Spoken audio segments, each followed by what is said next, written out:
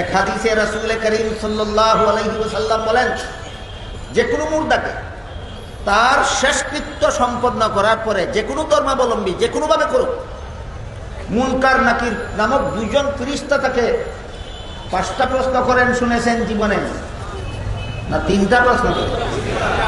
প্রথম প্রশ্ন, তোমার রব কি?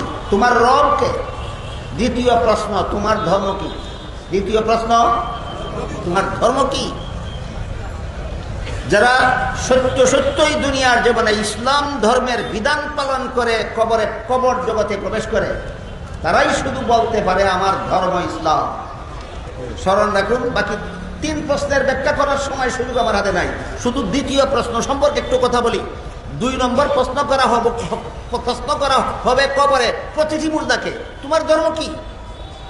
আমার ধর্ম ইসলাম বলে জবাব দিতে পারবে শুধুমাত্র ওই সমস্ত লোকেরা যারা মরণের আগে ইসলাম ধর্মের বিধান পালনে অটল ছিল, যারা মরণ পর্যন্ত ইসলামের বিধান পালনে অটল ছিল, শুধু তারাই বলতে পারবে আমার ধর্ম ইসলাম।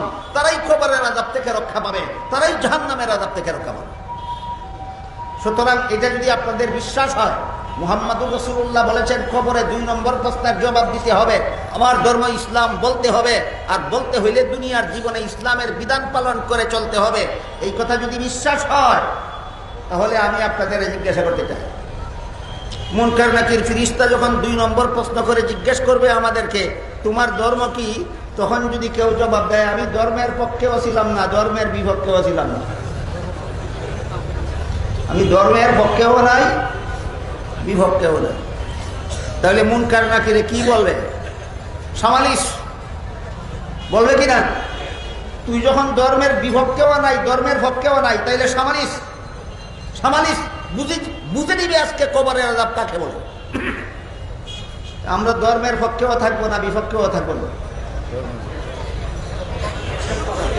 নাকি ধর্ম সাপেক্ষ হতে হবে? কোন ধর্ম সাপেক্ষ? আল্লাহ পরিষ্কার ভাষায় বলে দিয়েছেন। প্রথম দিনই বলেছি, গতকাল বলেছি, ইন্নাদ দীনা ইনদাল্লাহি ইসলাম, আল্লাহর কাছে গ্রহণযোগ্য ধর্ম একমাত্র ইসলাম। ইসলামের অনুশাসন পালন করতে করতে যারা মরবে, তারাই শুধু কবরে জবাব দিতে পারবে ধর্ম আমার ইসলাম। ইসলামের অনুশাসন লঙ্ঘন করে, ইসলামের অনুশাসন অবজ্ঞা অবহেলা করে, ইসলামী অনুশাসনকে তিরস্কার নিন্দা করতে করতে যারা মরবে, তারা বলতে পারবে না আমার ধর্ম ইসলাম। তাদের জাহান্নামের আযাব কবর থেকেই শুরু হয়ে যাবে।